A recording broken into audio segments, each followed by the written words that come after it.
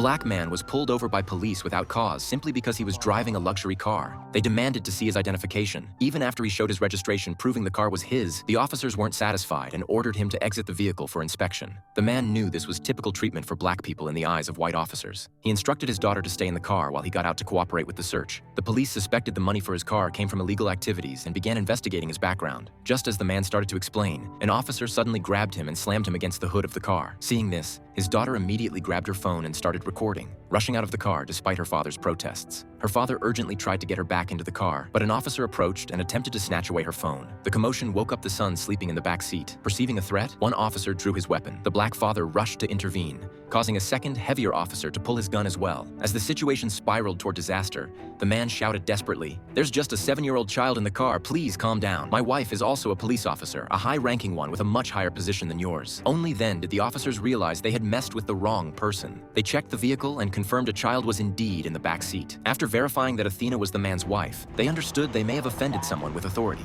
You folks have a nice night then.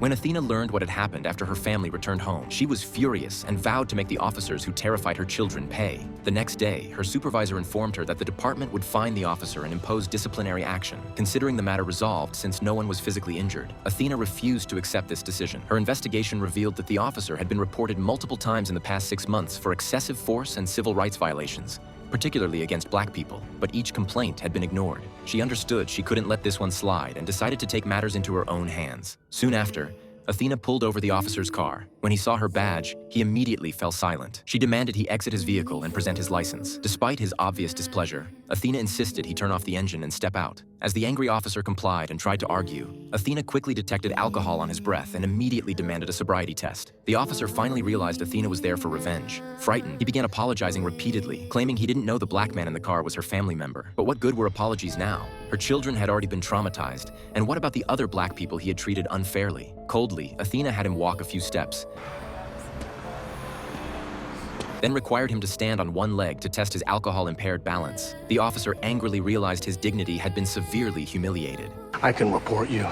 This is retribution. If it was retribution, I would have done it when your kids were in the car. I really am sorry, Sergeant. After accomplishing her goal, Athena turned and left. Yet despite Athena achieving her objective, her husband still had to teach their children. No matter what, when you encounter the police, you must comply. Because I'm black? Yes, because you're black.